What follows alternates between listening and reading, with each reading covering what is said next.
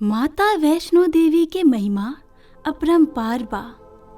पौराणिक कथा के मानल जाओ त महाशक्ति वैष्णो देवी आपन एगो भक्त पंडित श्रीधर की आराधना से इतना प्रसन्न भइली कि माई खुद उनकर मदद करे खातिर पहुंच गईली। और ऐसे ही देवी माँ पूरा संसार के आपन महिमा के बोध करेली। तब से लेके आज तक लोग जम्मू कश्मीर के पावन धाम वैष्णो देवी में आदि शक्ति के पूजा अर्चना कर माता के कृपा पावेला। हिंदू मान्यता के अनुसार पर वैष्णो देवी मंदिर देवी शक्ति के समर्पित पवित्र मंदिर में से एक बा। कथा के अनुसार जम्मू कश्मीर से कटरा से कुछ दूरी पर माँ वैष्णो देवी के परम भक्त पंडित श्रीधर रहत रहले। उस संतान ना होखे के कारण बहुत दुखी रहत रहले। एक दिन नवरात्रि के पूजा खातिर कुंवारी कन्या के आमंत्रित कइले। आज हमनी के घरे नवरात्रि पूजा के आयोजन कइल गइल बा। हम राउर पूजा करे के चाहतानी, जेकरा खातिर हम रउआ के आमंत्रित कर रहल बानी। हम राउर आमंत्रण स्वीकार करतानी। माँ वैष्णो देवी कन्या के रूप में जाके वो लोग के बीच में बैठ गईली। पूजा के बाद तक सब कन्या चल गईली, पर माँ वैष्णो देवी अभी भी वहाँ रही और श्रीधर से कहली, रउआ सब केहू के घरे जाके भंडारा के निमंत्रण दे आई। श्रीधर वो कन्या के बात मान लेलन और आसपास के गांव में भंडारा के निमंत्रण दे देलन। पर वो ये बात से परेशान रहन कि हम तक खुद भीख मांग के खानी, त इतना सारा लोग के खातिर भंडारा के प्रबंध कैसे करें। वो यह सोचते हुए वापस आवत रहन कि तभी उनका रास्ता में बाबा गोरखनाथ और बाबा भैरवनाथ मिल गईले। श्रीधर वो दोनों लोग के भी बुलावा दे देले।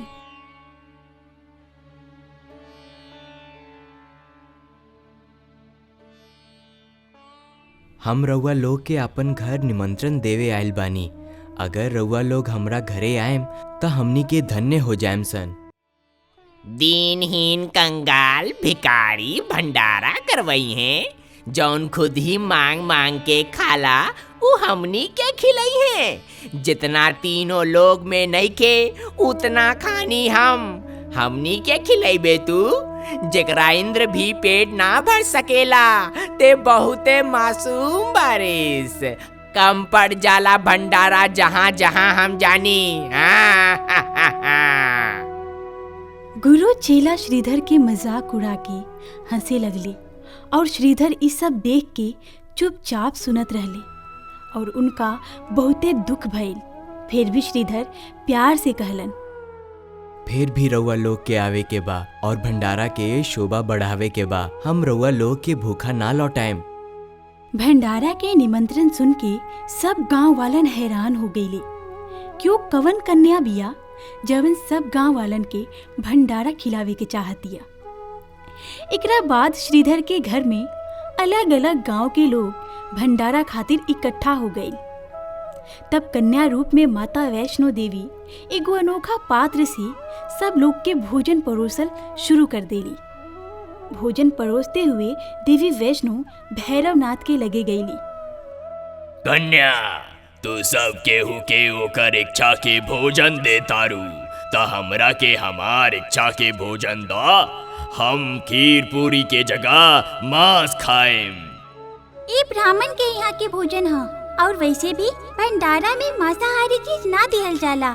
कोनो निर्दोषी प्राणी के मार के खैला से पाप चढ़ेला और हम ये पाप बिल्कुल ना होके देम। पर भैरवनाथ ना मानल और वो जानबूझ के अपन बात पर अड़ल रहे।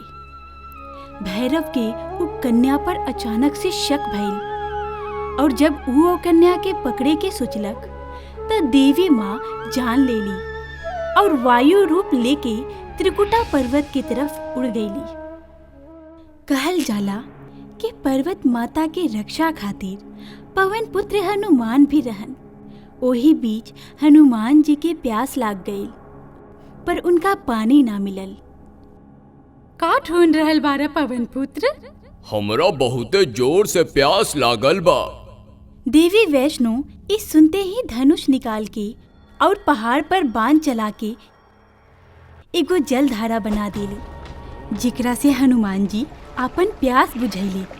जय माता दी। तब से ये पवित्र जलधारा बाण गंगा के नाम से जानल जाली।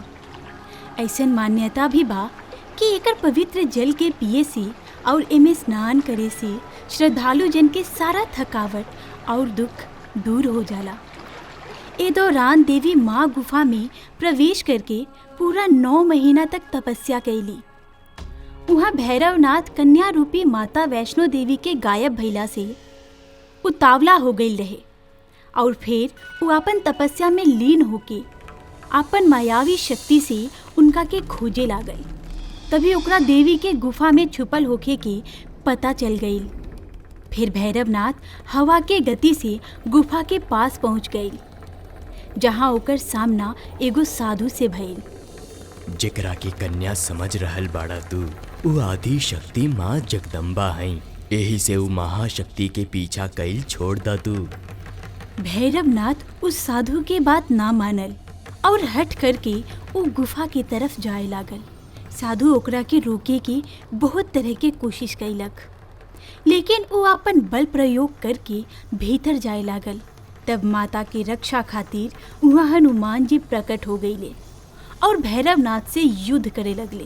भैरवनाथ फिर भी हार ना मानल और मायावी शक्ति से विशाल रूप धारण कर लेलक। अलख निरंजन, अलख निरंजन। हा हा हा। हनुमान जी भैरव के विकराल रूप देख के आपन रूप भी विशाल काय बना ले। जय श्री राम, जय श्री राम। और एक बार फिर से दोनों के बीच भयंकर युद्ध भइल।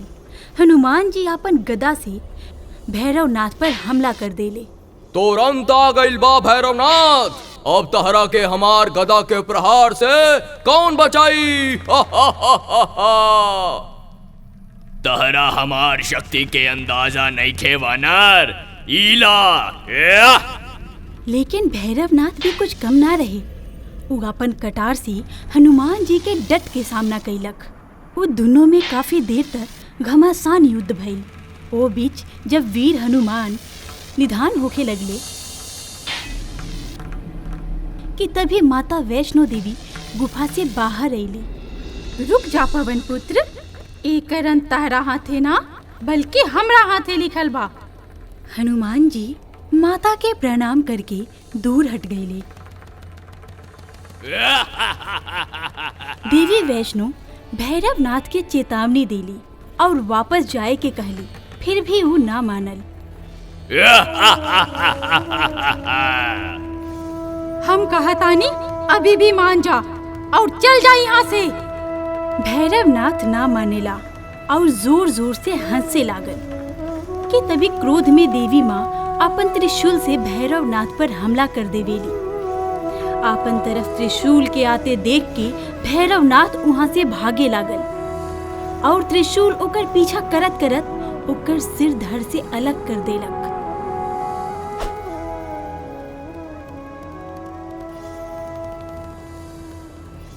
भैरवनाथ के सिर कट के दूर त्रिकुटा पर्वत पर भैरव घाटी में जा गिरल। ऐसे ही माता रानी भैरवनाथ के अंत कर देली। ऐसन कहल जाला कि आपन वध के बाद भैरवनाथ के आपन गलती के एहसास भइल और वो देवी वैष्णो से आपन गलती के माफी मंगलक। हे माँ जगत जननी, हमरा के दर्शन दीही। भैरव। हे माँ जगत जननी, आदि शक्ति जगदम्बा, हमरा के माफ कर दीही। राउर दर्शन करके हम धन्य हो गईनी। हमरा मरे के कौनो दुख नहीं खे। हम तहरा हाथ से ही मरे के चाहत रहनी, काहे कि हमार मृत्यु खुद देवी शक्ति के हाथ से भइल बा। अब हमरा सीधा मोक्ष के प्राप्ति होखी। हे माई जगत जननी, हमरा रूप से अपरिचित रहनी। अगर रउआ हमरा के माफ ना कैनी त हमरा के ई सारा संसार पापी कही। तहार का इच्छा बा भैरव? हे माई जगत जननी, रउआ कोनो ऐसन उपाय कर दीही कि भविष्य में कोई हमरा के पापी कह के ना पुकारे। हे माई। भैरवनाथ, अंत समय में तू हमरा के माई कहला हा, हमार आराधना कैला और अपन कैल गईल पाप की माफी मंगला।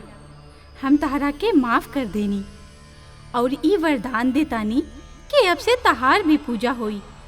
हमार भक्तजन हमरा दर्शन के बाद अंत में तहार दर्शन करके अपन मनोकामना पूर्ण करी हैं। तहार दर्शन के बिना हमार आराधना अधूरा मानल जाई। तहार धर पर से चल के भक्तजन हमार गुफा में प्रवेश करी हैं, तभी उस सबके यात्रा सफल होगी। वही मान्यता के अनुसार आज भी भक्तजन माता वैष्णो देवी के दर्शन के बाद करीब 3.25 किलोमीटर की खड़ी चढ़ाई चढ़ के बाबा भैरवनाथ के दर्शन करे खातिर जाली। जय माता दी। प्रेम से बोलो जय माता दी, सारे बोलो जय माता दी। अगर रउरा लोग इनके हमनी के कार्टून पसंद आवता तो एकरा के लाइक करी, शेयर करी और सब्सक्राइब भी करी। और हाँ, बेल आइकन दबावल मत भूलें।